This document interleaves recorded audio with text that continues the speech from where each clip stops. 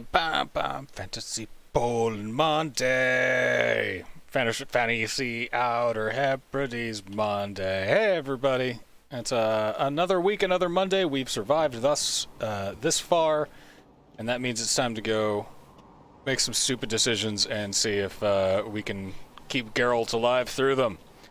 It's another installment of our weekly tradition, Fantasy Poland Monday, where I play old games that I missed whilst I was being a part of the capitalist machine. Oh, that's over. So now we have the time to do fun things again, and we're playing The Witcher 3. I hope everybody's had a wonderful day. Tom, my navigator and sense of conscience, is unfortunately out with a sore back, so what you get today is pure solitude-filled, maddened rambling, just like you always wanted.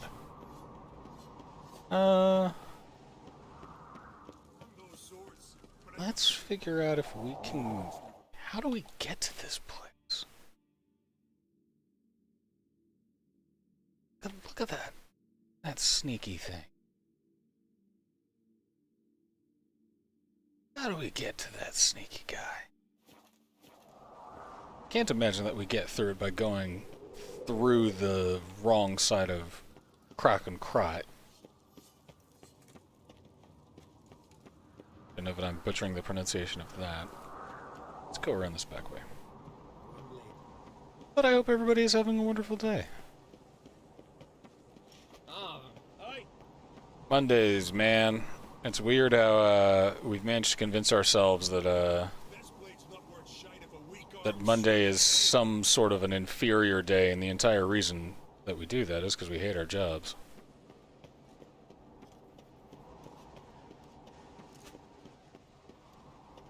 I think Mondays are brimming with potential.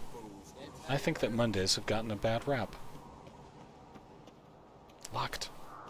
Okay, I may need to do more on this quest line before they'll allow me to get through that door and go down there.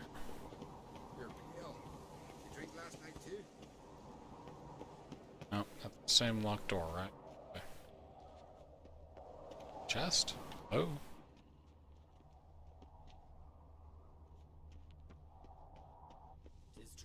Maybe we go up.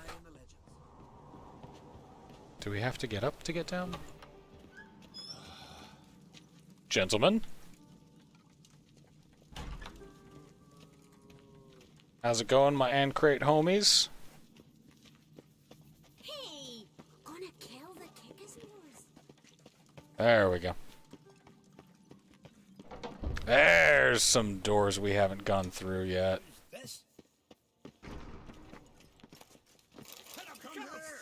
Whoops! Oh, wow. That was a mistake. I do not want to hack off the Klein and Crate guys, so this is pretty, this is probably going to be a pretty good indication of how this stream's going to go today.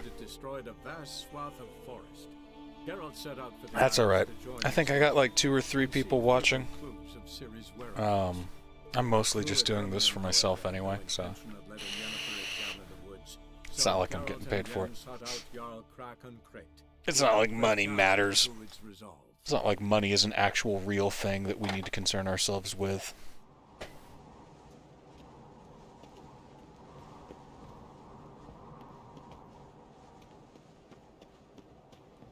There was a fantastic video if you're into this sort of thing, and I'm assuming that since you're watching my channel, you probably are.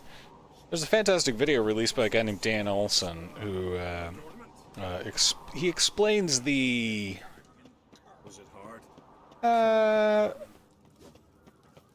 foundational like philosophical notions behind the cryptocurrency and NFT phenomenon. And I mean, look, it's long story short, it's just made up. Like, it's not real.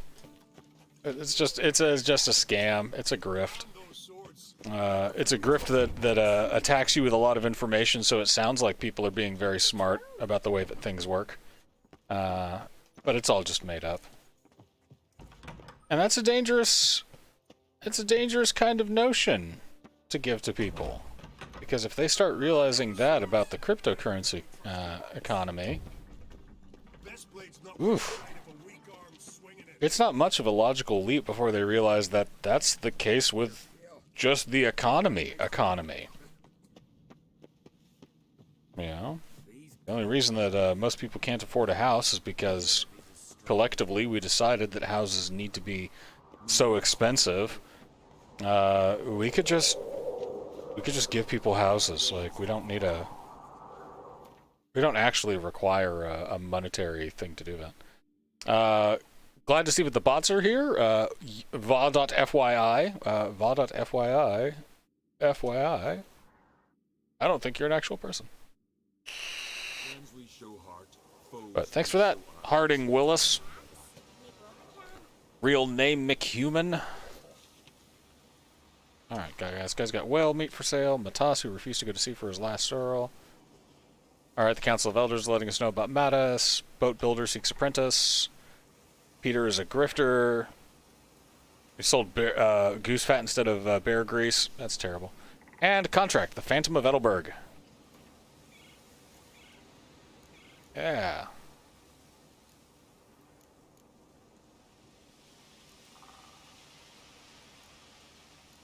A whole bunch of stuff there. The Corpus of Crab. There we go. Contract monster on the high road. We're gonna do that. Nope. Oh, it's a scavenger hunt for the bear gear. Yeah! Yeah!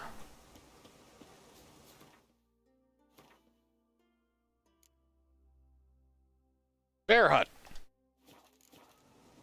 Guess what, guys? We have a motivation now. We're gonna go get some bear gear.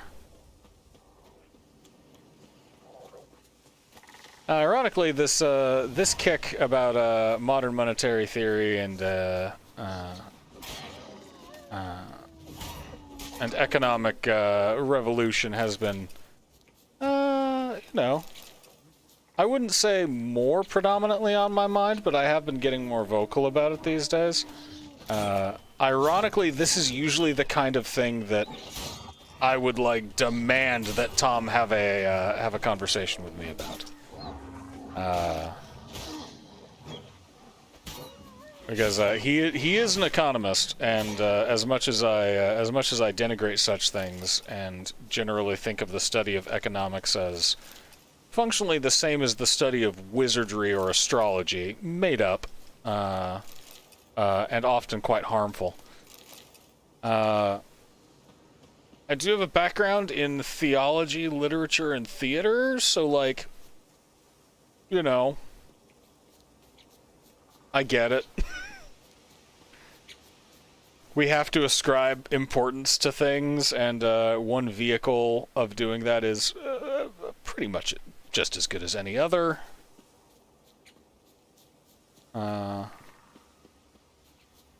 We just need to actually shift what we prioritize and what we think people should pay attention to.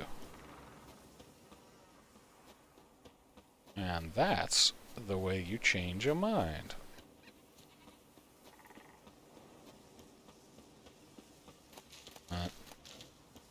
Ordinarily, this would be a Tom haranguing kind of conversation. So, in case anybody asks, or you talk to him before I get a chance to talk to him, he was sorely and deeply missed, and not just because I deeply crave the opportunities to make fun of his short pants.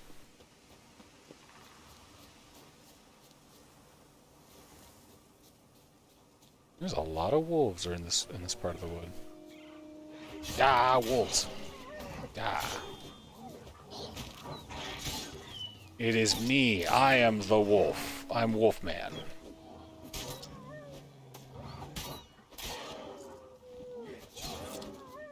All right.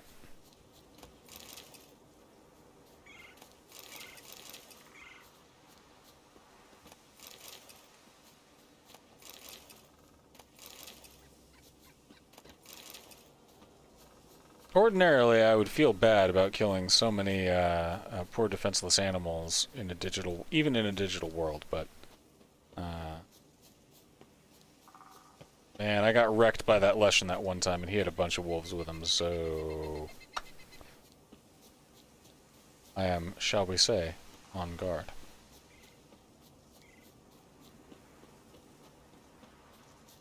Well, let's see.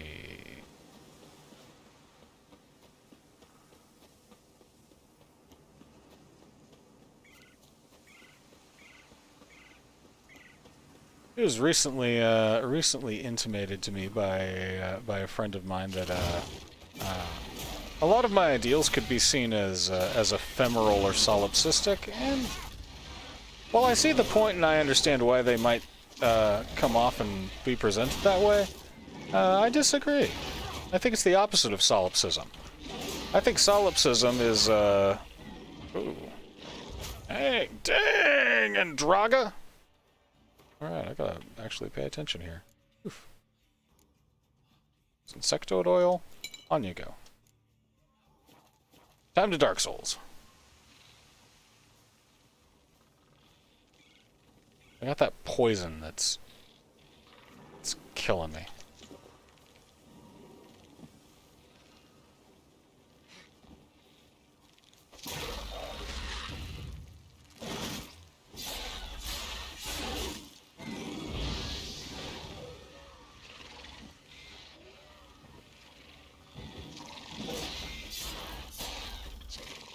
I do not like those 3 drones.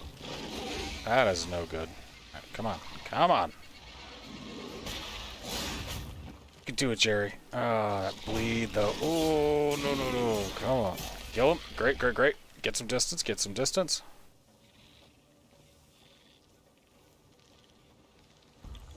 Another snort of the swallow.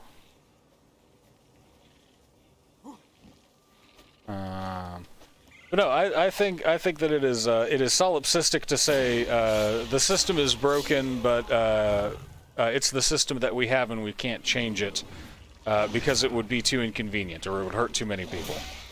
I think if we have, as we have observed, we have an economic structure that does not serve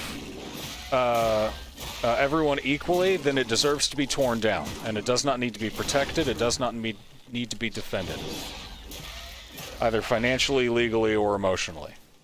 We need to stop going, well, but we need the stock markets because otherwise everyone will lose their money. We need to kill the idea of money, and that's not solipsistic. That is abominably hopeful.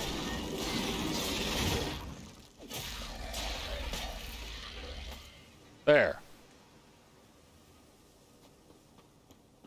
How many more Andraga we got? Disgusting bugs. Alright.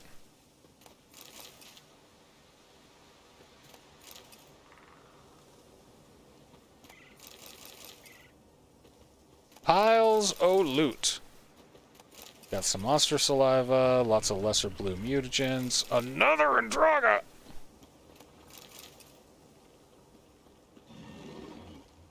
You need to go.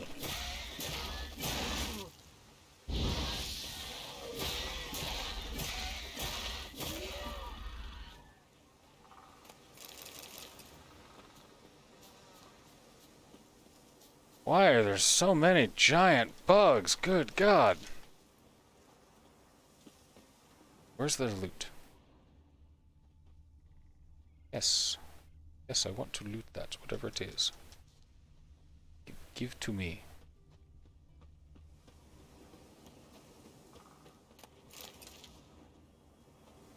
Alright. It may be a short stream tonight because I'm not sure how long one disaffected leftist can rant about economic policy while playing The Witcher, you know, without getting spurred on by a peanut gallery.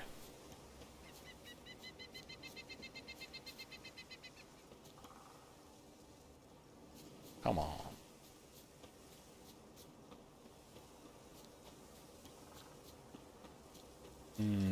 Well, in order to keep from being too depressing, in light of, let's go on ahead and meditate. I burned through a couple of potions there. There we go. Just until 4 p.m. A nice siesta. But things that I could recommend.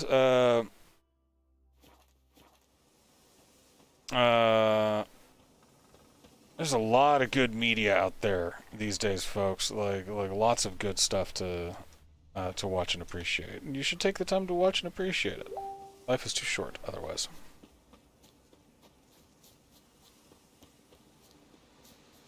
Alright, let's go find this bear gear. The last time somebody said let's go find some bear gear was an entirely different game.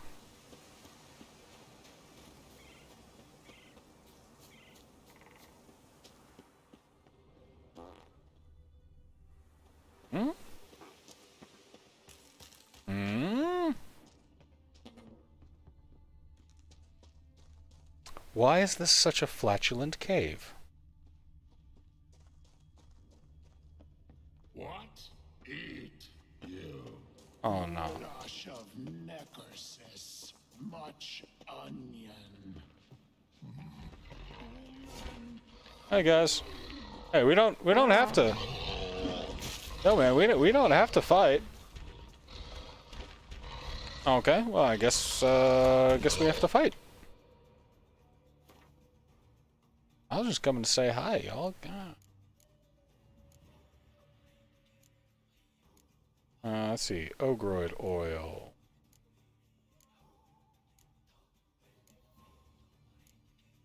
Ogroid oil. And food and drink. I want something with around 80 vitality per second. Just want to slap that right there. Ow! And let's go ahead and get Axia. Oh, I wonder.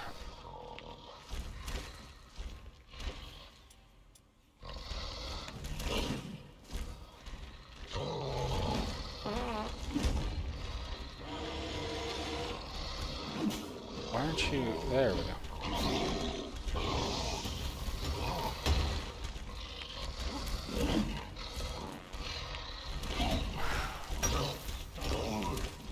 It's just sometimes you just gotta have a big farting troll fight in this game, apparently.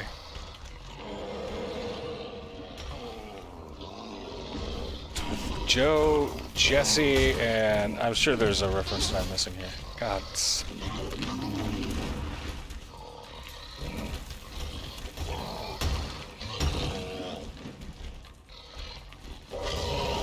Well, it's very clearly a Blazing Saddles reference, right? Right, I'm not just... Alright, there goes Joe and Dodger.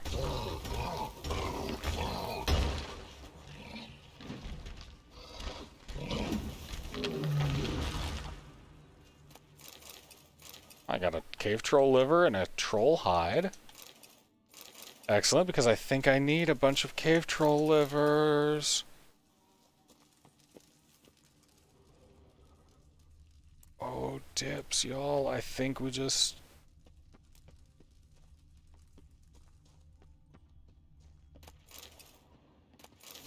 Duh, it's Ursine boots. Ah! Awesome. Alright.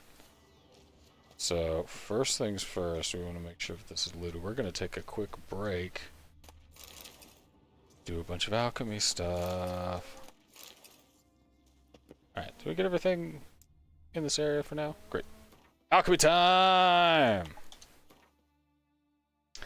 The moment that you've all been waiting for.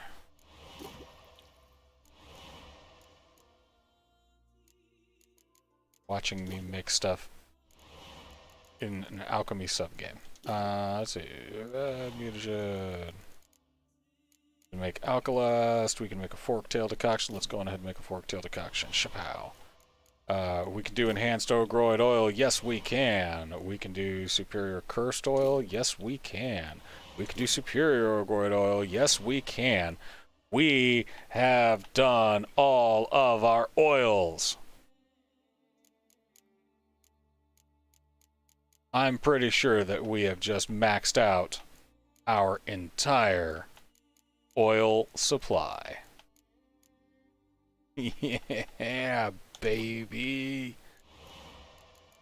Alright, we got a greater blue mutagen. We got a bunch of decoctions left to do that we get when we kill but those just require like mutagens and like killing wraiths, right? Like we've got Dwarven Spirit, we need our mutagens, but we have Essence of Wraith, and that's fine. Doppler decoction, we got a Doppler mutagen, so until we kill another Doppler, that won't be a thing. Same thing with the Arcus mutagen, and the Algol just needs lesser red mutagen, so we just build towards that.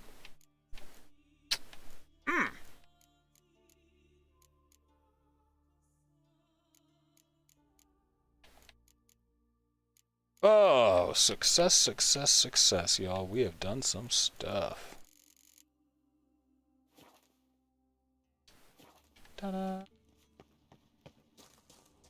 Alright, let's investigate this cave a little bit more.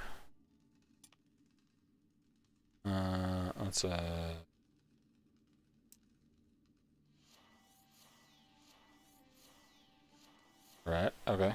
Nope. Inventory.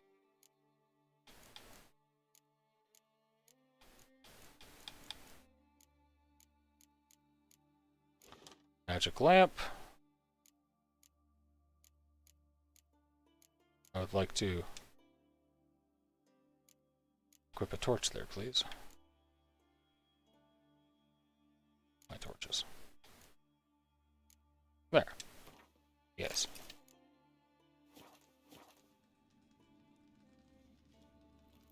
There we go. Now we are cooking with gas. Alright. Do a quick double check of this cave so that we don't miss stuff like this.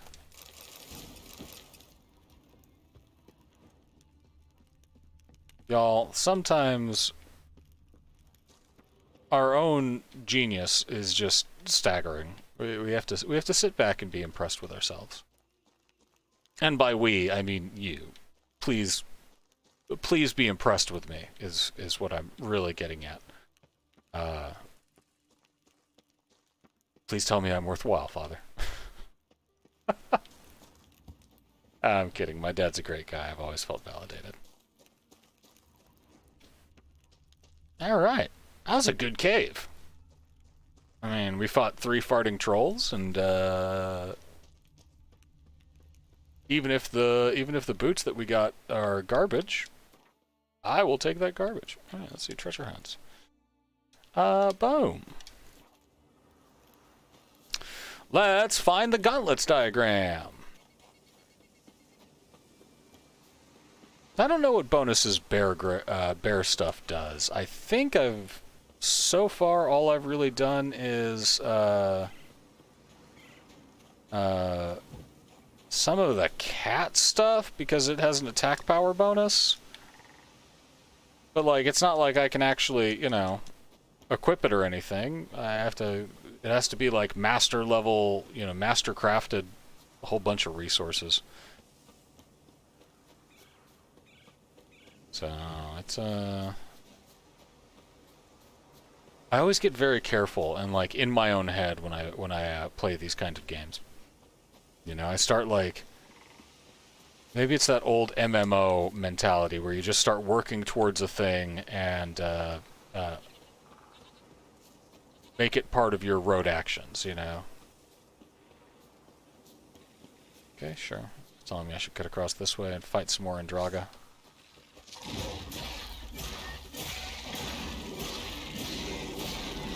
Don't give him a chance, Jerry. Don't give him a chance. Do not give them a chance to get... Rob, don't tease the bots. You know that's gonna come back and bite us when the singularity happens. They're gonna be like, hey, this guy's making fun of the way that we talk. And then we'll be first up against the wall when the robot revolution comes, won't we? Ooh.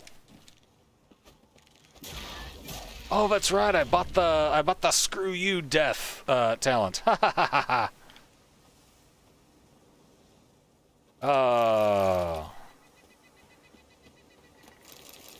Get wrecked, you Starship Troopers extras. Alright. We're gonna be running into a lot of Androg out here, aren't we? But, no, how are things going with you, Rob? I think you're probably the only one watching tonight, so, so I'm gonna talk to you personal. Baby. Why are there so many bugs?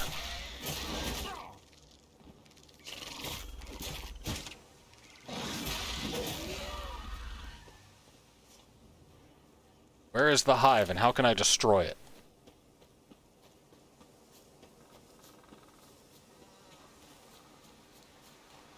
This one's telling me to go up and over the mountains, so...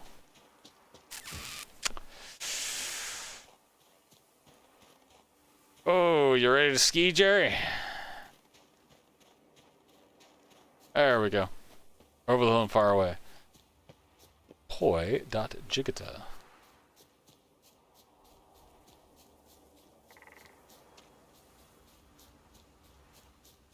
Is that alright? Doing a caricature right now. The commission comes later. Oh, awesome. What caricature are you working on? For those that are either watching at home or more likely watching in the far-flung future, my buddy Rob is a phenomenal artist, and you should check out his stuff at robkingillustration.com. You should commission him to make beautiful art to spice up your place of residence or relaxation.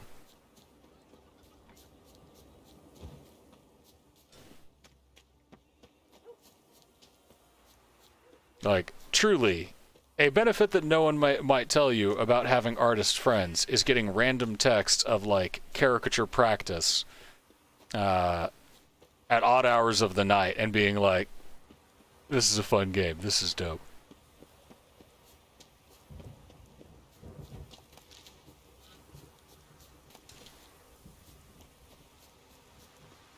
And what monsters are... Oh, bears!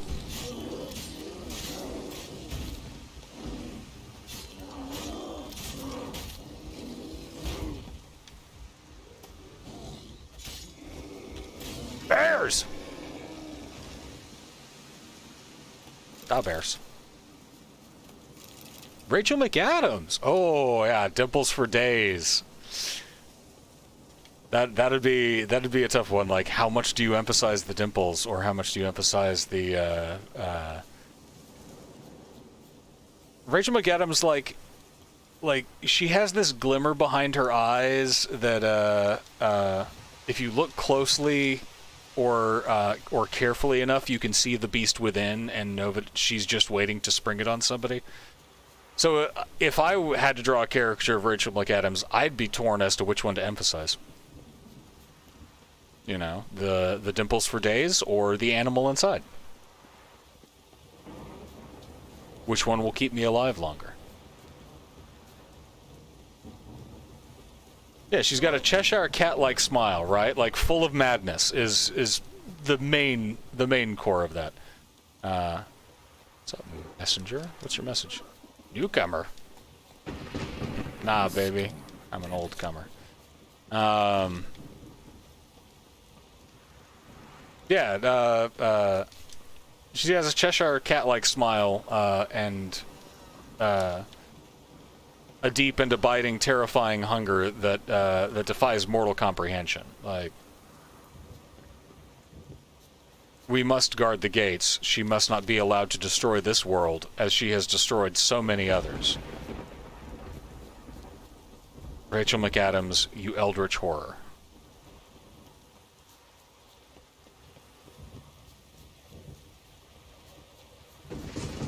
Speaking of fun games, another thing that you can do is apply that same line of logic to every celebrity in the world. Like, just assume that they are Lovecraftian nightmare monsters and not to be trusted. Don't look directly at them. Don't read about them, lest you call their dark attention towards you. Don't retweet them, you know.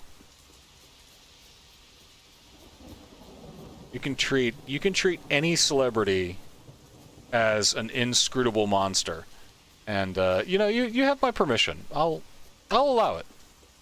If anybody tells you, hey, don't do that, I like that person, say, they're not a person, and send them my way.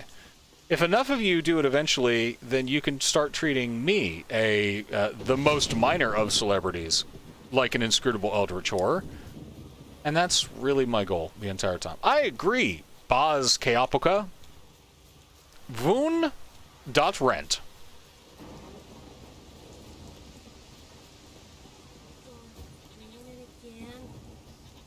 After a decade of studying the theater, I can, with great authority, confirm that yes, Rent is Voon.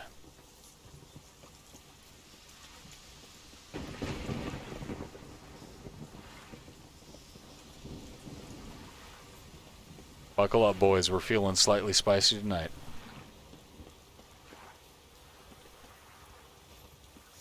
Nope. Let's keep our swords. Let's just put our swords away for now, Jerry. Alright. Two roads diverged in the woods. I took the one that the dots showed, and that has made all the difference. It's time to use our senses.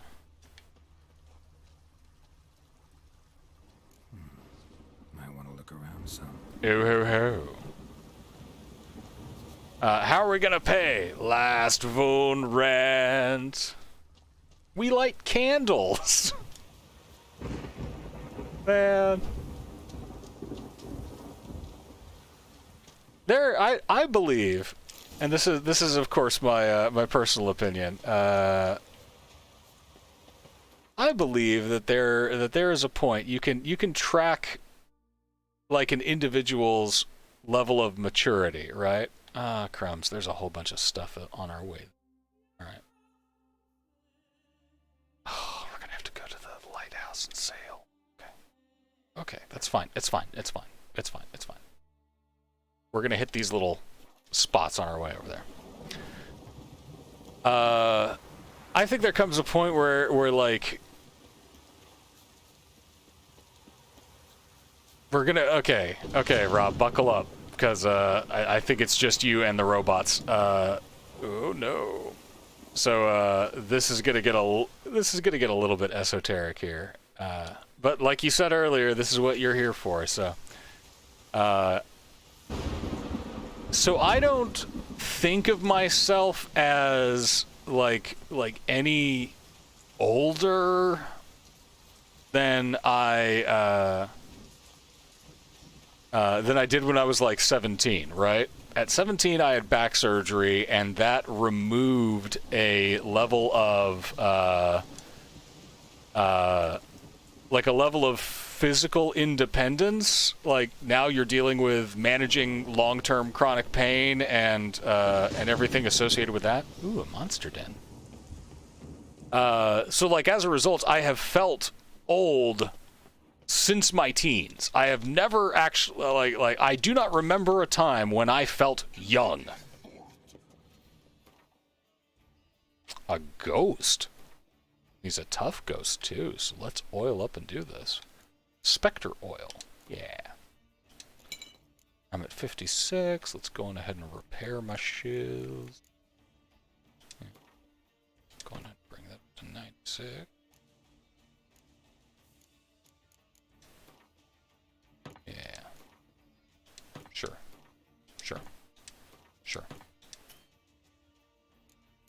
Let's get our armor up while we're at.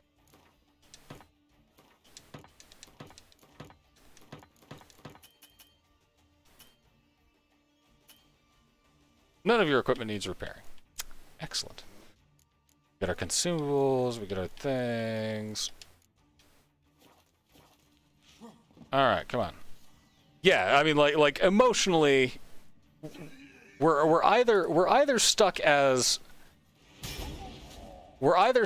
in our adolescences or in our young adulthoods, and especially people from our generation have to contend with the fact that we had a trauma, right?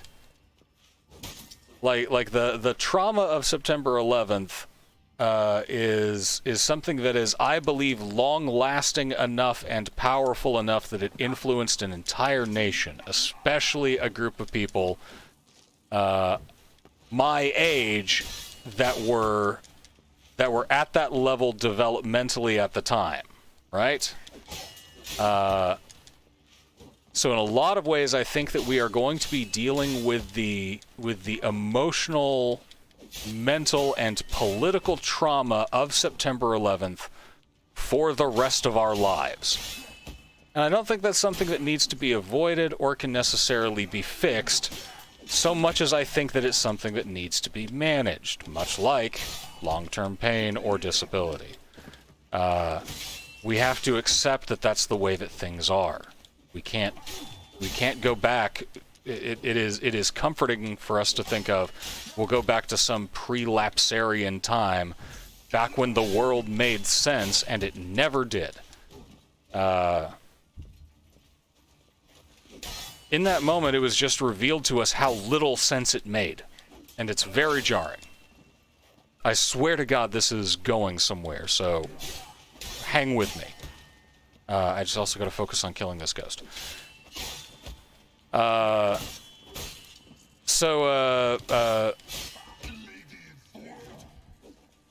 I'm not going to throw down my blade.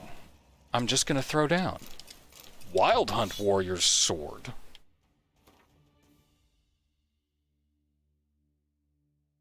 It's the same damage. It gives me a critical hit bonus. That's not bad. It's not bad. Not great. It's not bad. Alright. Torch. Where was I? Oh yeah. So 9/11 screwed up an entire generation, right? Like we're gonna be contending with that. Shortly thereafter, it was used by varied money and interests to drag the world into an extended conflict that further cemented all of that psychological scarring. Yeah, the 80s seemed like an innocent age because you yourself were at an innocent age, but there was never a time that things weren't total doo-doo. It's crap, right? Like if and you'll notice that people are like, "Oh, I miss the good old days," and especially among age groups like our, like my parents who are baby boomers, there's this notion of, well, like I remember when things were simple back in the 50s. Yeah, you remember when you were a child and didn't have an understanding of how complex and interlinked and terrible everything was, and once you have that knowledge, of course, you want to go back to it. And you want to go back to a time when you weren't gripped with a deep sense of existential terror. That's what everybody wants, is to not be afraid all the time. Of course, that's your response. It'd be madness to not want that. But that's not the way things are, and that's not and that's not the way that things work. Now, if somebody in your life, like the next time that you're at at a family dinner and your uncle says, "Oh, well, things were better back in the 50s,"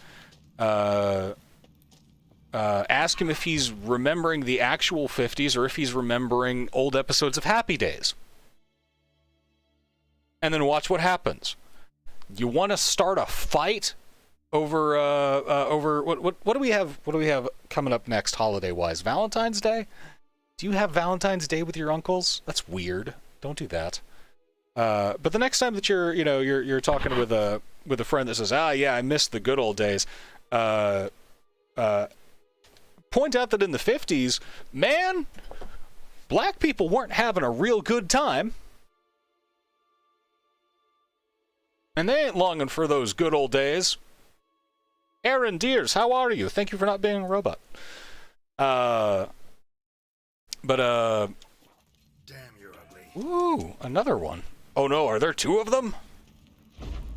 Uh-oh, uh-oh.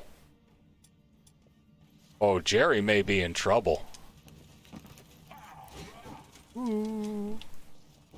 Yeah, 4th of July is a good family holiday, right? So do it during your next 4th of July when your uncle says, "Oh, I miss the good old days." Be like, "Well, you could vote then, right? Like you had civil rights, you didn't have to worry about that." Was that before or after the FBI sent a letter to Martin Luther King telling him to kill himself? Right? Like things have always sucked. And like I was saying earlier, it's not. I think that one of the biggest cultural problems that we run into is that we as people are really, really bad at conceptualizing some good resistant to damage. There's some real good resistance. Oh, dang. I'm gonna equip that. Now, I am, shall we say, flossing. Let me see. I need to gem this real fast. But I think that we're really, really bad as people. Like culturally, we're really terrible at taking ideas that are uncomfortable to us and like synthesizing them. Right? Like I can't perform that action during combat. Can I get away? No, I cannot get away. Whoa, easy, pal, easy. Let's go ahead and put that down. Oh, I forgot to oil. So like you can notice this if someone says like, hey, you know, that thing that you said is you know, or like this idea that you have is racist, and here's the reason why.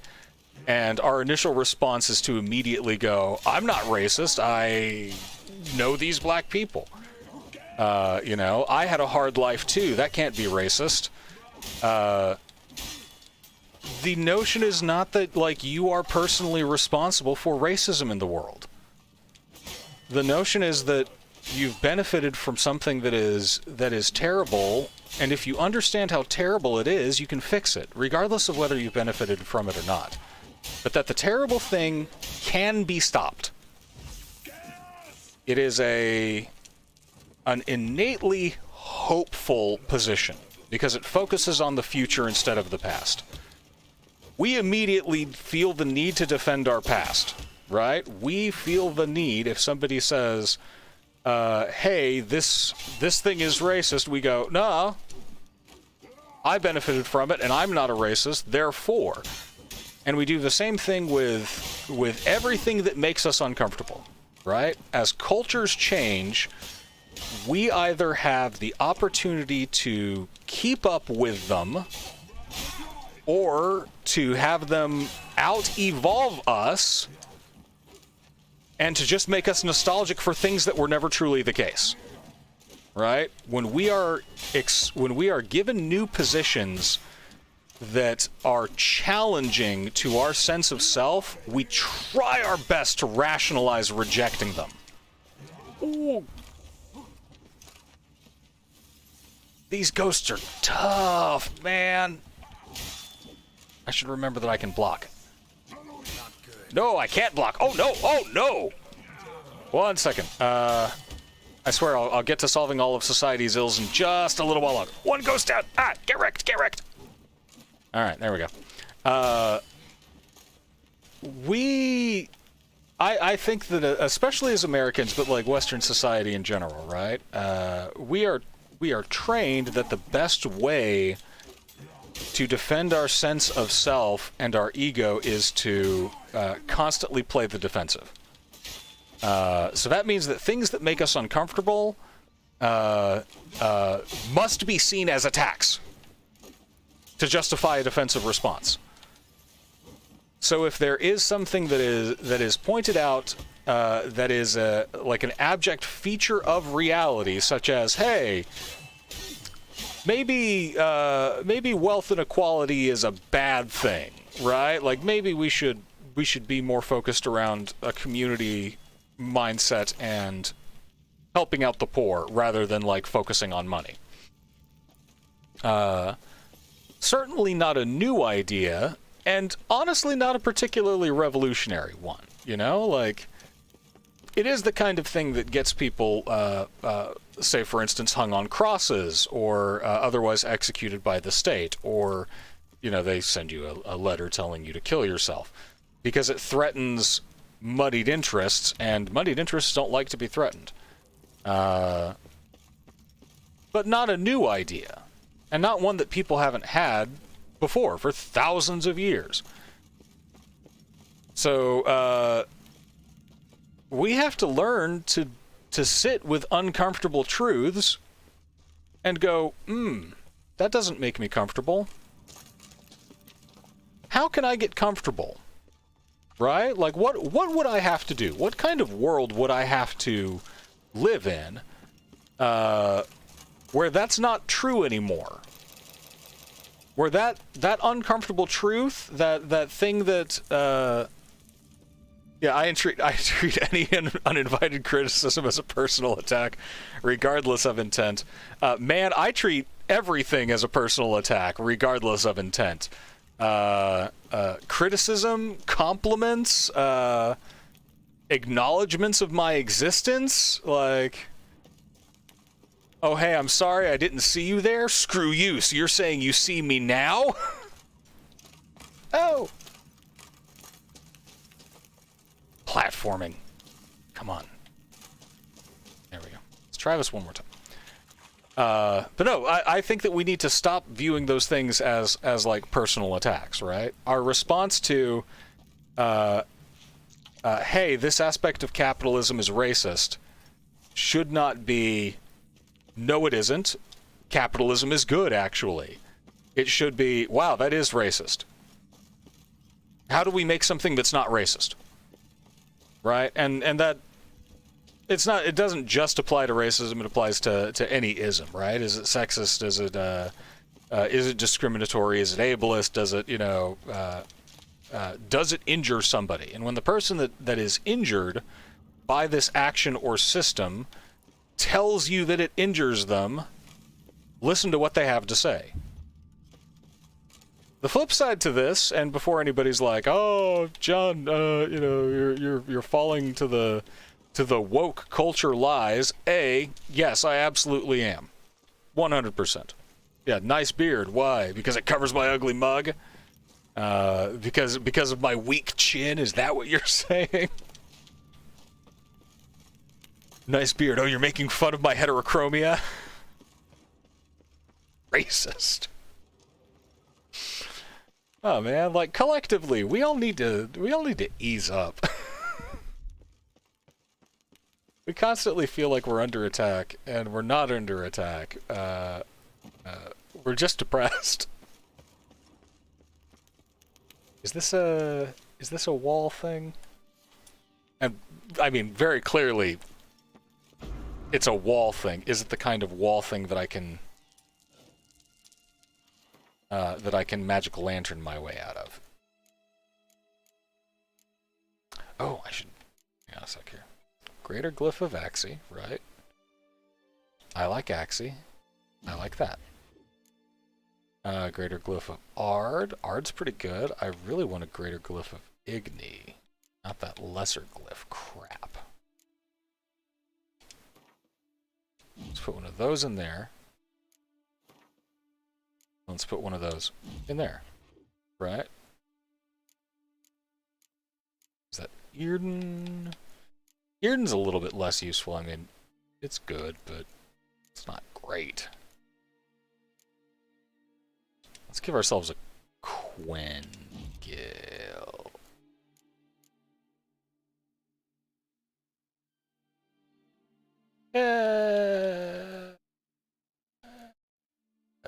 We'll do Earden. Man, I did rely on Earden pretty well in this last. Where do you fall on racism as a form of parody, like Venture Brothers or Family Guy? So I mean, this is the tricky thing about the tricky thing about forms of parody, right? It is hard to parody issues and topics from a place of like power, right? Like it's not to say that there cannot be funny, you know, jokes or situations that deal with those issues. It just means that like you have to have an understanding of the absurdity of the position that makes it funny. Right? Thank you, Cohen McFarland. I agree. VAR, FYI. Robots. I think that you have to be able to grasp why racism is so blisteringly like nonsensical, right? Like why any of it, you know, racism, sexism, like why on earth would you look at any of the brilliant women in your life and think, you know, like, they're not as good as men? Have you met men? Like, guys, a lot of us are incredibly stupid. You have to look at you have to determine people on an individual basis, not on a I apparently have to fight these guys. Let's throw down an Earden and oil up our blade again. You have to look at people as like you can't just look at them in broad enough terms to be like, well, there's a judgment call on all of them. That's nonsense, right? You wouldn't be like, oh, well, you know, well, hello, sir. Just hang on. We have a visitor. Come on, buddy. Okay, there's a cat.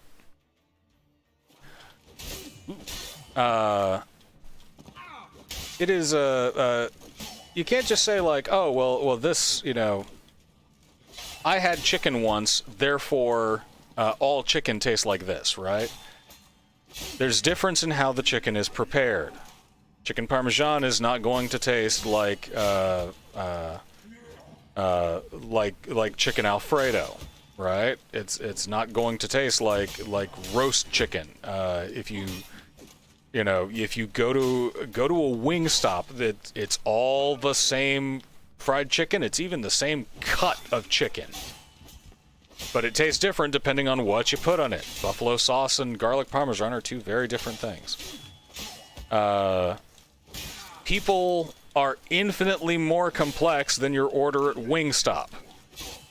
And when one of them tells you, hey, that touches upon an issue that causes trouble in the community, right? Our goal as, and I'm speaking primarily, I assume, to like a white cisgendered heterosexual audience, because that's who I am, and like tends to attract like, and also you're on the internet. Our goal as people in a position of relative power is to not punch down, right? So are racial jokes funny? Possibly, sure, absolutely. Blazing Saddles is incredible, right? And you hear a lot these days like, oh, well, they couldn't make Blazing Saddles these days. You're right, they wouldn't. They've already made it, and it was genius. And it was made by Hang on, I have a cat that's caught in my robe. Give me 1 second. Let me let him out real quick. He's gonna be a pain.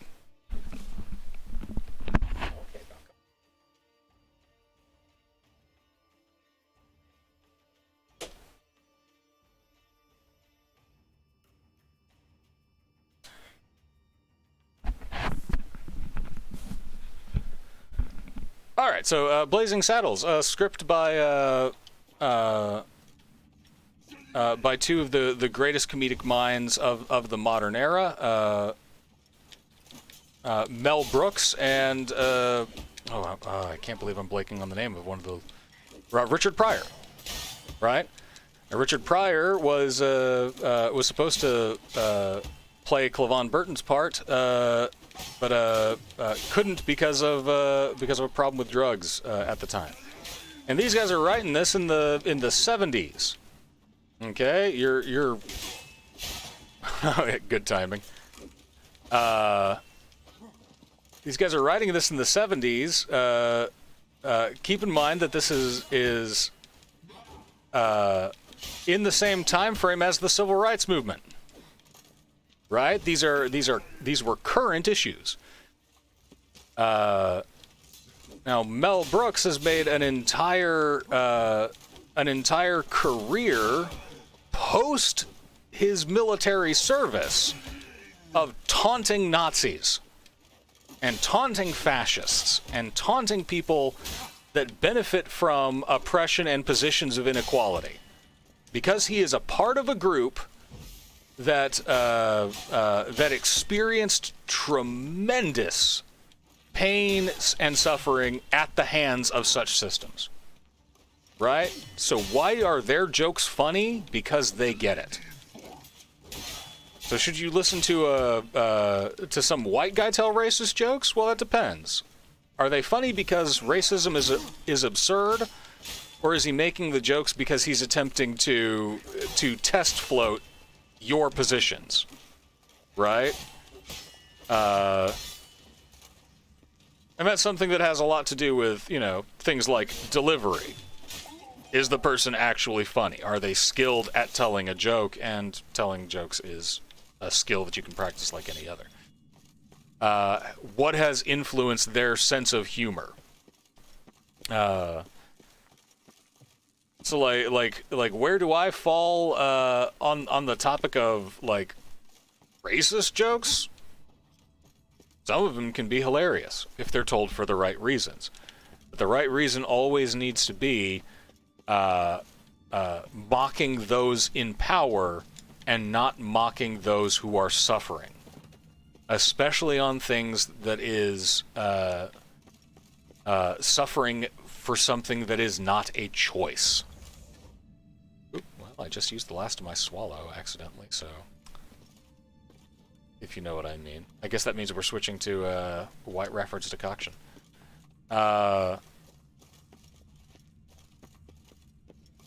If a joke is made at the expense of somebody, for being, of a particular ethnicity or sexuality or gender expression, generally speaking, that is not something that they determined, and it's not something that they want to have any particular, like, that's just who they are. That's just traits that they were born with. Don't make fun of those. That's a dick move. Like, hey, maybe don't do that. If you see somebody else making fun of it, then you need to point out the absurdity of the person making fun of it. And ironically, it's not really that tough. Like, would-be comedians tend to have an incredibly thin skin because they're comedians. And all comedians are functionally deeply insecure people. You just got to be wittier than them, right? Yeah, and I think that's great. If somebody refuses to laugh at jokes at the expense of others, good on them. I don't think that I could pull that off. My sense of humor is dark and twisted. But I attempt to, like, before I really crack up, I try to think about why it's funny. and I try to think about if the joke is harming anyone. But like, you're gonna take taunting Elon Musk out of my cold dead hands. Fuck that guy. Like, what a tool that dude is. But he's somebody who's benefited from insane amounts of privilege, continues to do so, and is upholding a system that is ultimately harmful. I feel no remorse for him. He hasn't suffered enough for me to give him pity. That's a good target for a joke. Always punch up with humor. I try not to laugh at jokes that punch down, right? I try not to laugh at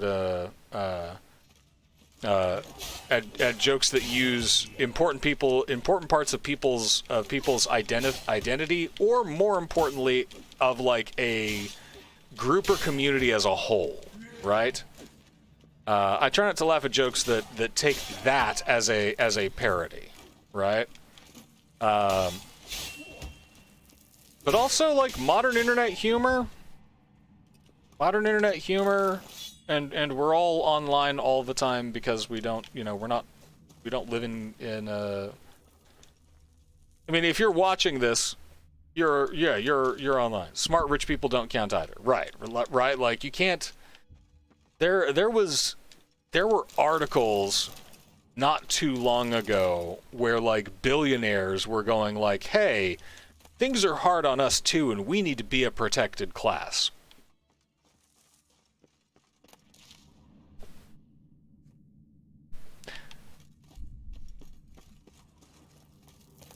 If you're a billionaire, right? If you're a millionaire, if you own 3 houses, right? And you're saying, I need some protection in a world where people in your country, and more than likely in your state or in your city, are starving or homeless, fuck you from the very bottom of my balls. You are not in need of protection. You are not in need of assistance. You should be the one that is assisting. Right? You have the resources, you have the capabilities. Why aren't you helping? To say like, oh, it's the rest of the world that's defective and I'm the one that has it right is unconscionably arrogant. And personally speaking, I would like to see you dragged out into the streets and pilloried. But that's just me. You know? I don't think I'll be able to get up this way. Mate. I was wrong.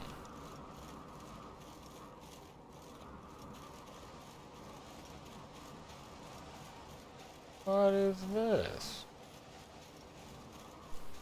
Yeah, where else are you going to go on vacation, if not to house number 3? Yeah, well, you might have to spend some extra time at house number 2 then, won't you? You know? By the way, rent out, don't rent out that house, give it to somebody who needs it. I agree. I can't read Cyrillic. Vom.red. Gonna feed the algorithm and the robots tonight, my boys. But yeah, don't, Now, you have to determine that, what's funny in your life, and it's very, very difficult to recontextualize things like senses of humor. Like, we're gonna save, and then we're gonna try and ski down this slope. Move, foot. The past, yes, okay.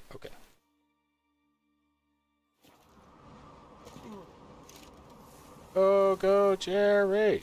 Ooh. Alright. Update, I still don't know where any of this crap is. There's gotta be some kind of, like, weird tunnel system that I'm missing. Are you a tunnel system? Are you a tunnel system? No. No, you're just rocky crags. Okay.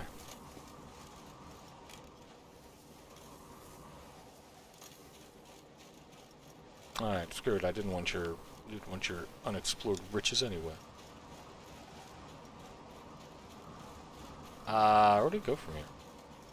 Did I just get myself stuck in a snow valley? Anyway. So like we don't, you know, the thing is, like, if you think that something is funny, go on ahead and think it's funny. And, share it with your friends. And if one of your friends says, hey, I think that's kind of offensive, don't go, no it isn't, it's funny. Learn to take a joke. Go, tell me why you think it's offensive. And then, like, try to legitimately, with, you know, with like a full...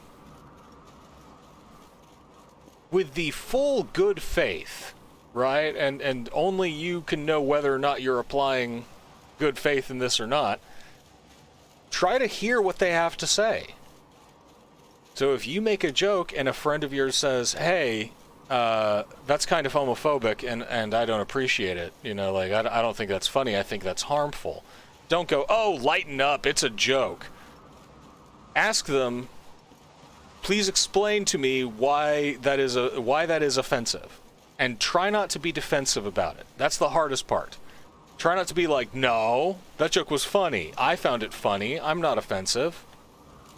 Just listen to your friend. Listen to something. What is going on here, Jerry? I don't think I'm going to survive this. Nope. All right. This is the problem with open worlds. Let's load the most recent save. But if somebody says, you know, hey, I was offended by that, you know, I think that joke is transphobic. You know, you may absolutely lose your mind at how hilarious the big reveal in the Ace Ventura movie is. You know, the whole Finkelhorn is, you know, or Finkelstein is Eisenhorn, or whatever the joke was. The man, he got a wiener. Funny. Oh, I kissed somebody with a dick. Gross. That may be the height of comedy to you.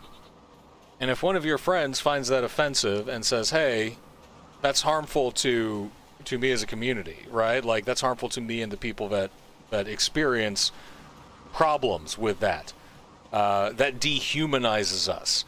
That is a media portrayal that villainizes us and puts our lives in danger. Don't go, it's Jim Carrey. It's funny. He got a stretchy face. Listen to your friends. Be compassionate, right? Examine. Is it really that funny, or was it just something that you had to deal with at the time? Think about the stuff in your life, man. Like, we're still in the midst of a global pandemic. We've got all of the time in the world. Use your time. Think about things. Read a book. Read some philosophy. Read jokes. You know, like, there's any number of amazing articles and theories and lectures and... I found a natural half pipe. I'm just going to skate here for a bit. There's plenty of people that have dissected the way that humor works. Listen to their thoughts and try to see if you can get where they're coming from. It's like the nose of the world.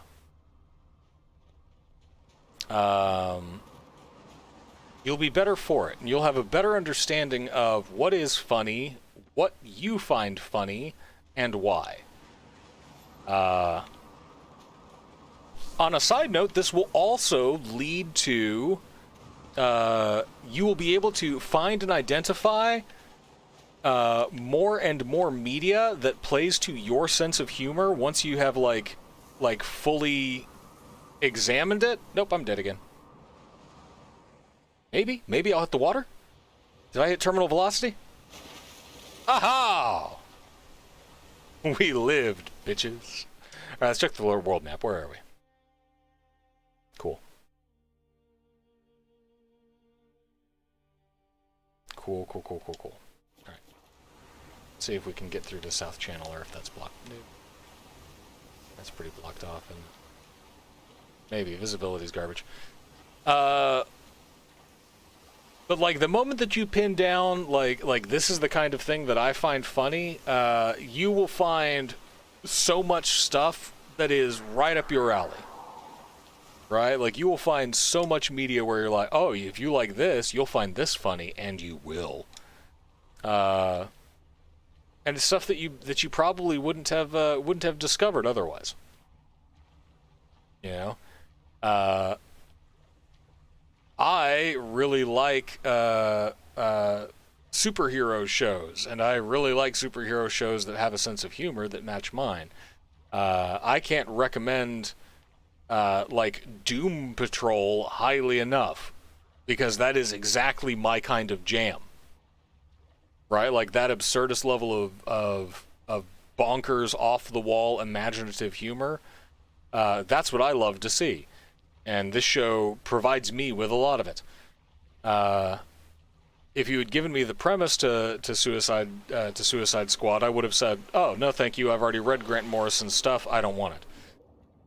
He can be a bit much, but the way that they treat that same subject material, fantastically done. The performance matters in a context.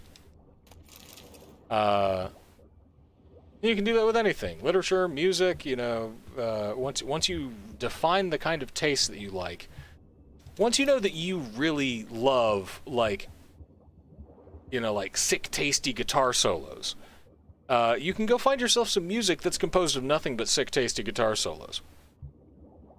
It's out there. People make it. They're big fans of it, just like you, and they want you to find it. So go out and find it. But yeah, your laughter should never make somebody who has less power than you feel bad, right? Like that's my rule of humor. It feels a lot better to laugh with people than it does to laugh at people.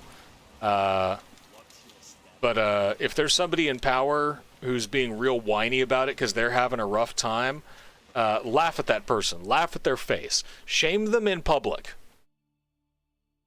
Right?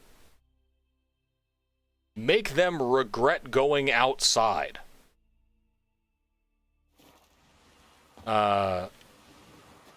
Do not let them have peace at restaurants. I mean, like, if somebody says, I'm a billionaire and life is really hard for me, that person deserves to be mocked until they lose all sense of self.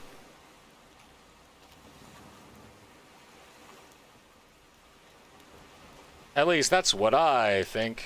Now, granted, I'm a guy in a bathrobe playing The Witcher, right? Like, if you need somebody to say this kind of thing with like some sort of authority behind his voice, I hold none and claim none. So, like, I don't know. Maybe Jordan Peterson wrote about this in one of his books where he's like, lobsters find things funny, and you can go listen to his Kermit the Frog ass explain it to you. But this is how I do things. This is how I live my life. And so far, it seems to work pretty well. Let's take a look at where we...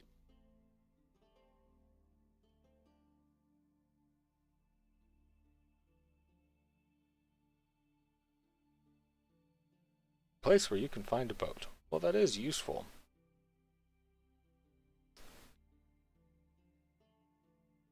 There's a lot of these little tiny things. What time is it? 9:43. I did this start at this 8:30. I'm gonna hit this scavenger hunt. We're gonna save all of these until Tom can give me guidance because there's a lot of them, aren't there?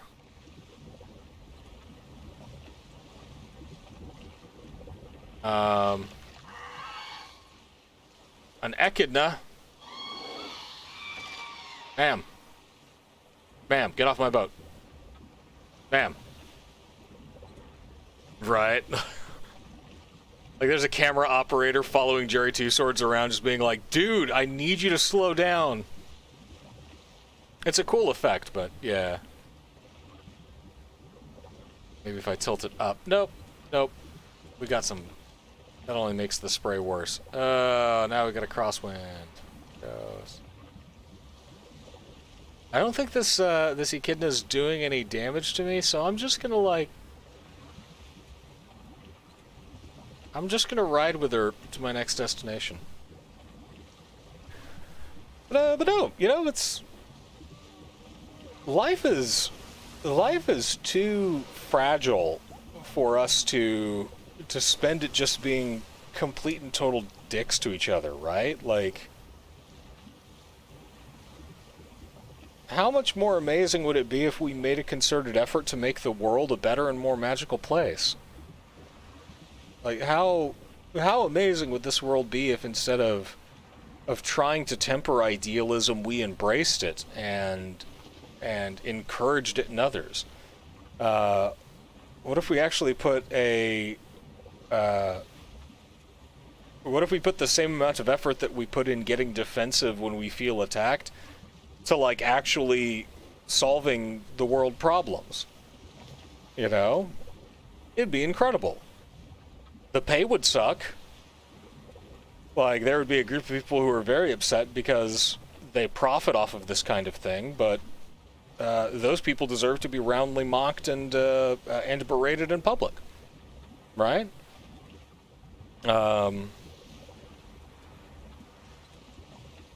People that argue that businesses shouldn't pay taxes should never be allowed another moment of peace.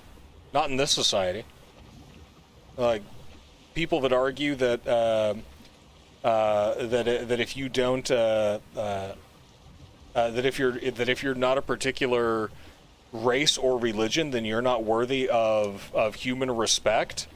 Those people are idiots. Why would you do anything except just viciously taunt them? Why? Why would you do that? Right? Why would you let such a person go unberated?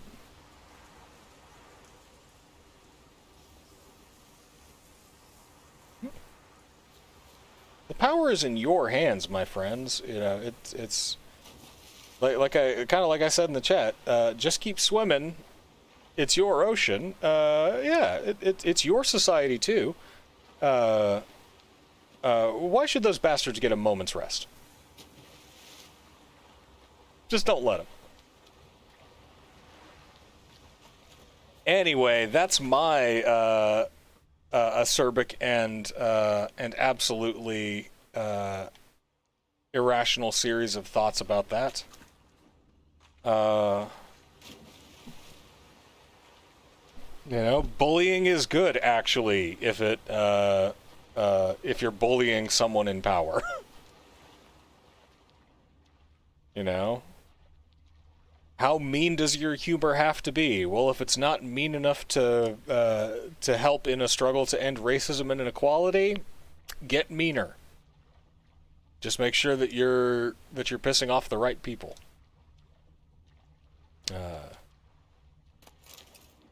That's what I say. Okay, now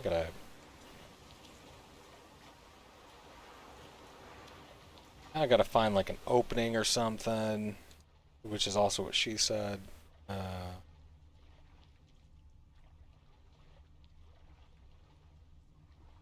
You know. But that's just my thoughts on things. I'm a 40-year-old communist existentialist living in Texas, like,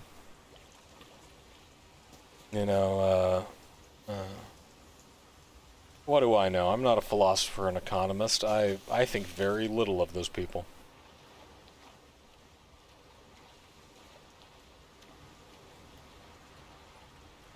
Well, I found Ker Alamut. And it looks like it's full of pirates that will die with 2 hits. Tit for tat. Oh, wait. Oh, that was the wrong one. Alright.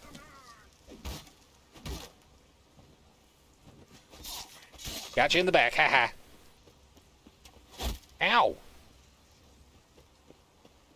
Jerk. I need to run back by that meadery and just pick up a ton of honeycomb. I might do that after the stream.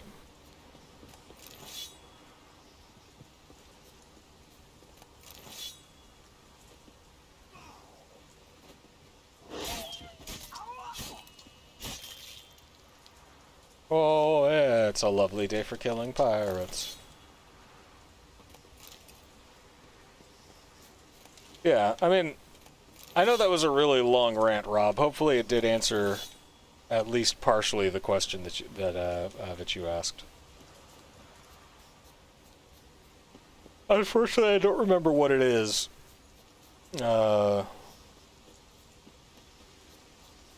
Because also it's a Monday and the weather's been messing with me, so I'm on a decent amount of drugs right now.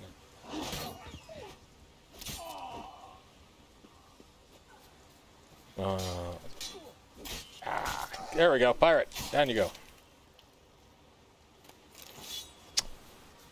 I got myself a chicken sandwich.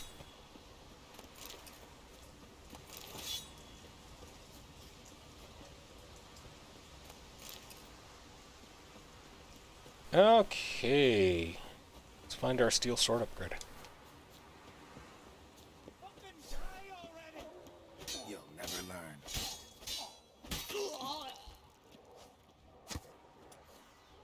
Ignita.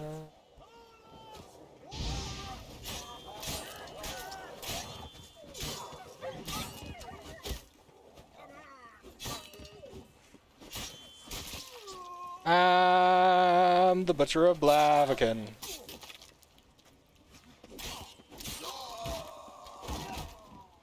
We tried to stop him, sir. There was only one of them, but he'd just very clearly eaten some dried fruits and nuts.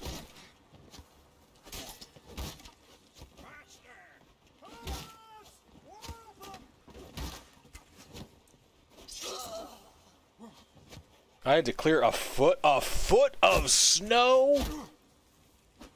I mean, for context, for you, like, a foot of snow is not, like as unexpected, right? Like, it's never good to clear that much snow off of anything, but, like, y'all live in a, you know, in a region of the world where that happens at least with some regularity. And we got a foot of snow down here in Texas, and it like to have like literally killed many of us. We get the foot of snow in San Antonio was the latest winter storm that killed 400 people. I can't imagine clearing a foot of snow off of everything. You know, by the time that we get a foot of snow, we're already screwed. Like, it has already gone too far. What are these dorks?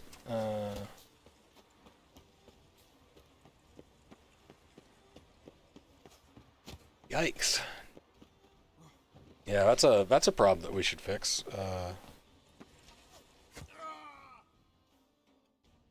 I'm a fool. Oh, the most recent save. I've been playing too much Borderlands 3. I forget that fall damage is a thing. Yeah, schools don't close unless the wind chill gets down to minus 25 degrees.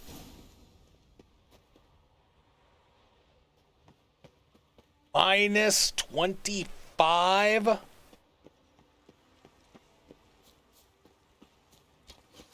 Not suitable for human life, then. Good Lord.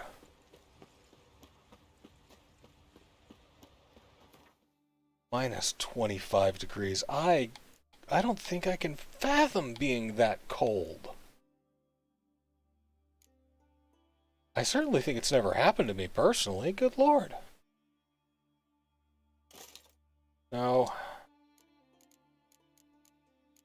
Okay, let's try this again. You go there.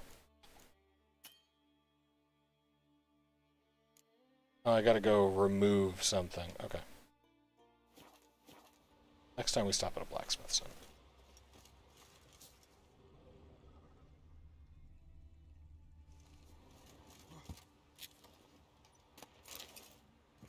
A dumpling. But you know, that's my opinion. And I'm just some guy, you know. You gotta live your life. I highly recommend living it in a way that helps people. Yeah, being that cold kind of stings your skin, feels more like a minty sunburn. That's the frostbite setting in, my guy. You need to get out of there. Like nothing more exhilarating than the brisk presence of hypothermia. Hey.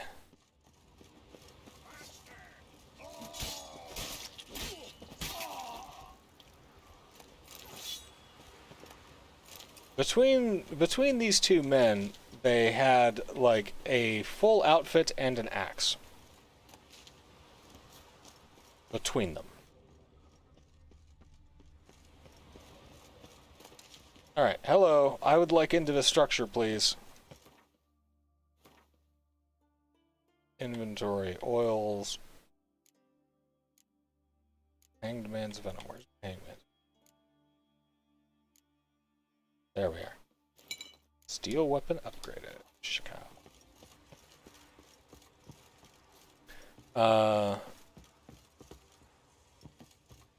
Yeah, it's gonna take a lot of us if we're gonna change the world, and we need to clarify how we're gonna change it. We need to get goals. You know, we need to get specifics. What do you want changed about the world? When you say, hey, I should live in a better world, how? Tell me what defines a better world. And instead of thinking about all the ways that that you can't do it and all the things that'll stop you, start making plans and determining how you can change it. Right? That's the very first part. Get inspired. And if somebody says, that's not how the world works, go, well, then that's the first thing I gotta change.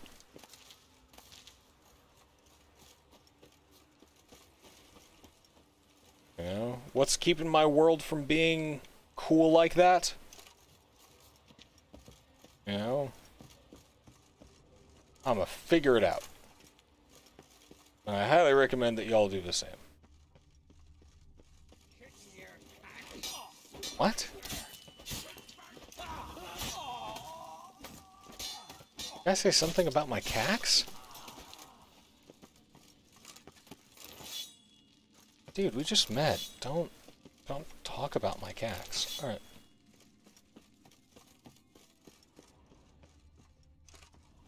Anyway.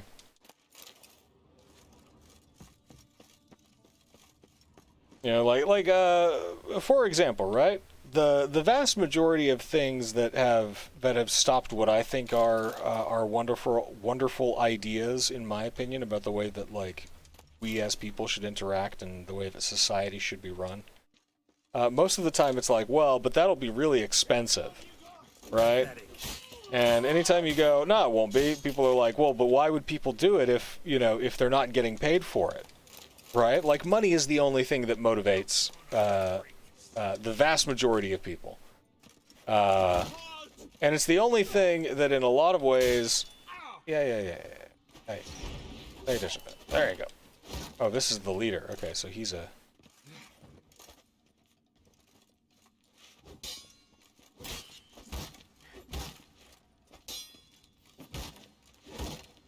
Taxi.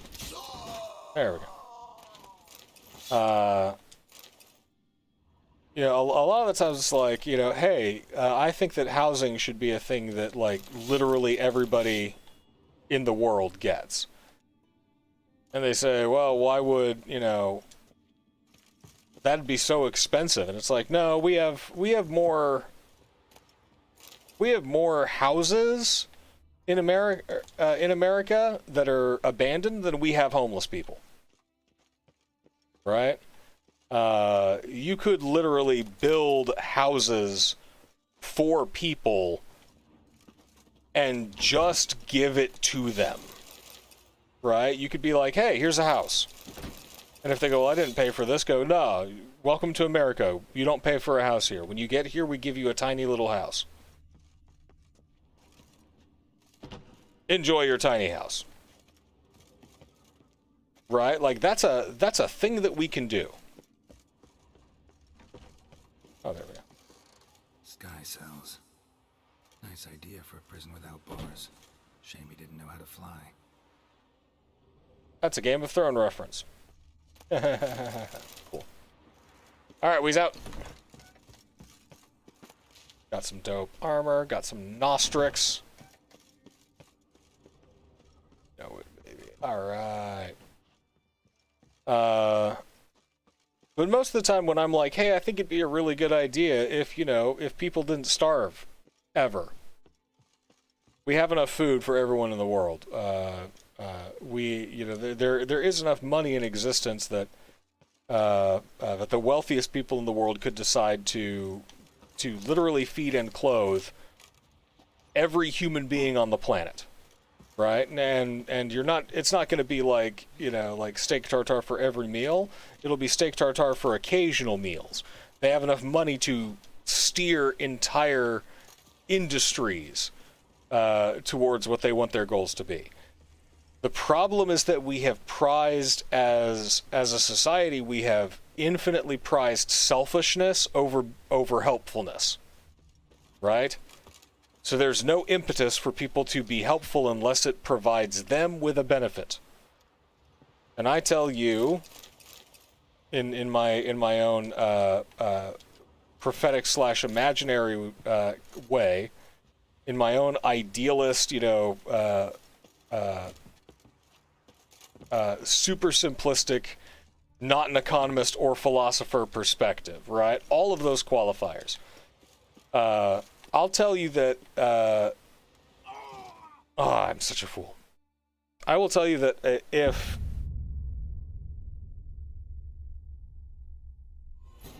I would say, and again, of course, this is all purely anecdotal. I would say that for about 95% of the people in my life, right? Of people that I regularly interact with, people that I know, people that I care for, all of that stuff. Okay? 95%.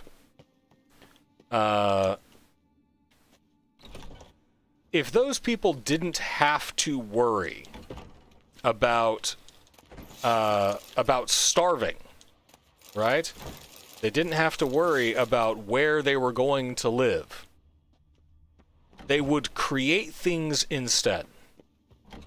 Because that's what we do when we're bored. We humans, we create things.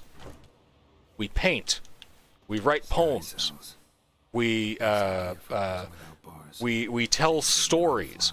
We make media. We amuse each other. Right? And if you didn't have to worry about where your next meal was going to come from, if you were food secure, if you knew that when it started raining that you had a place to go and stay dry and warm, if you weren't concerned that you were going to freeze to death, you'd make stuff too. Right? And yeah, Rob creates chaos and art. Boy, howdy does he. And keep in mind that this is not to be like, by the way, you shouldn't get paid for what you do. We exist in a capitalist system, and, you know, like, currently, I can promise you no amount of wishing will end that. Only action will end that. So until we are able to organize and enact those actions, You know, we have to have something to aim towards. Start getting positive ideals. Start figuring out what's important to you and how to make the world a better, brighter, more joyful place. And then start doing that. Start doing that thing that you thought. Get on it. Alright, let's do this again without killing ourselves this time. But oh, look, man, like, everybody should be an artist. Why? Because some people are going to suck at painting. Some people are going to suck at painting. Right? And you know what those people are going to do? Are going to make art that they like instead. They're going to be carpenters. There's going to be... My dad... my dad can't string a sentence together because he is dyslexic. But man, that guy can build furniture. And his first pieces of furniture, ooh, they were rough. They were gigantic and huge and heavy and solid, and they will last me the rest of my life.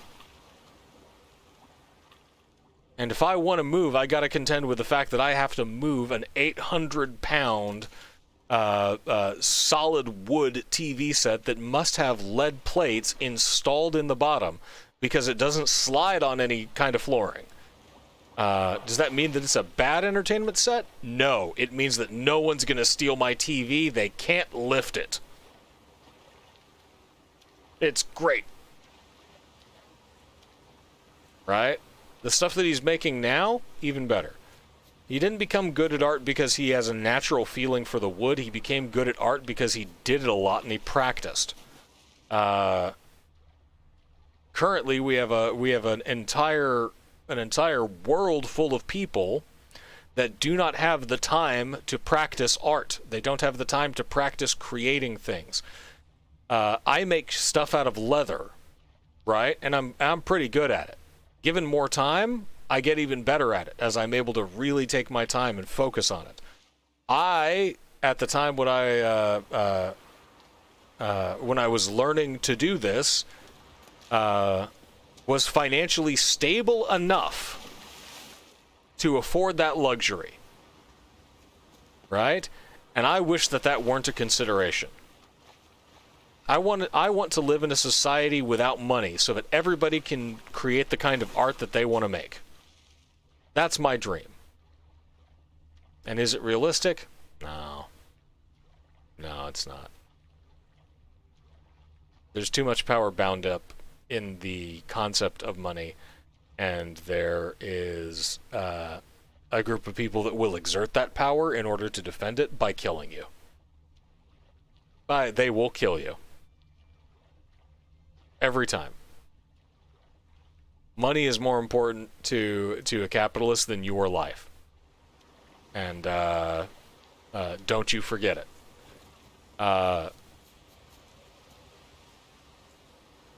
I want to change that. And I want to...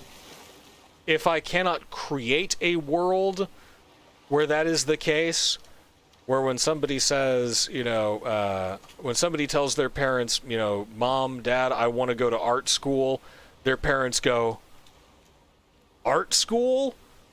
Art school? That's incredible. What kind of art are you going to do? Are you going to become a sculptor? Are you going to do pottery? I've seen some wild pottery. Right? Portion of my boat seems to be missing. I want people to be able to do that. Right? I want people to be able to do that without having to go, well, but first I have to, first I have to work at a job that exhausts me 5 days a week in order to afford a house and a place to eat. Do I have any money left over for paints or canvas or clay or miniature figures or or Warhammer or tinfoil or honing oil or steel blanks, right? I want to create a world where it is encouraged, hey, you want to create a thing? Go make it. Because I don't know if the next great, I don't know if the next Basquiat is going to feel like painting after his shift at the Burger King. He's probably going to be way too tired. You know? If the next Frida Kahlo finishes her shift at the Target, does she have the time and mental energy to go and paint? Right? Does she have the space to do it? Or is that something else that we have taken from them? From the artists? Is that another thing that we have said, oh, a place to eat, or food to eat and a place to stay? Huh. Better pay up, Rembrandt. Why aren't we encouraging a society that prizes creation? Anyway, that's where I'm going. I think I'm going to get this last little bear scavenger hunt, and then I'm going to call it a night so that I can go sit and ruminate on the 2 hours of philosophical claptrap that I've been spraying you poor bastards with. Besides, my boat's about to sink. Look at this doozy of a shipwrecked island.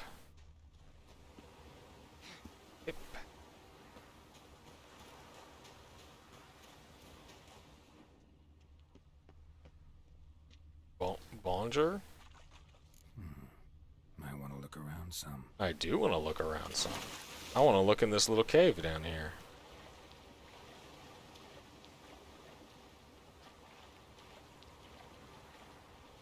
Oh, sneaky cave.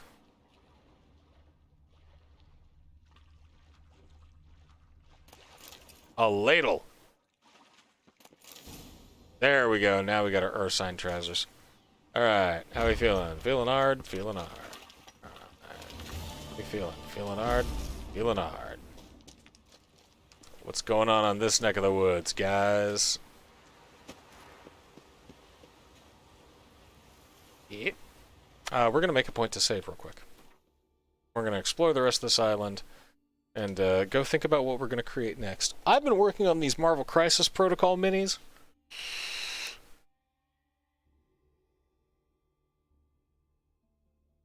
Yeah, blown away. Glass blowers in an elimination show format. The craft is expensive in time and money, and I have seen like some of the judges there. Tools.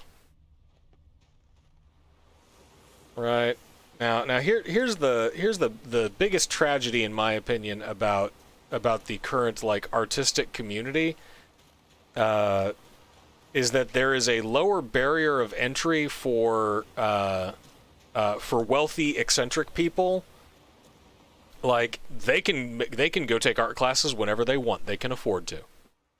They don't have to have responsibilities. And I think that that's tragic. I think that art should be universal. I want to see your art. Hey, are you watching this in the future? Because, again, there's like maybe 2 of you watching right now. Are you watching this in the future? Find me on Twitter at @literatyjon, or email me at fullerjj@gmail.com, or hit at me at the comments, whatever. Show me your art. Yeah, art's expensive. Art is expensive. I want a world where it's not. I want a world where nothing is expensive because we don't rely on money. We rely on people. And I want a world, here we go. This is the last thing that I'll say, and I'll bring it back in a way that is hopefully not only cogent and like makes sense, but is also endearing to the audience in particular. Okay. And in order to do that, let me check my time. It is 1:46. Yeah, I've got the time to do this. I'm gonna tell you guys a little story, right? I once had a very dear friend, right? And this friend was one of the most blisteringly talented people that I knew. And because, of course, life occurs this way, we had to spend some time apart. We moved to different towns. We did different things, yada yada yada. About 5 to 7 years away from each other. Always loved them, always treasured them, always had their opinions, and it was wonderful when we were able to reconnect.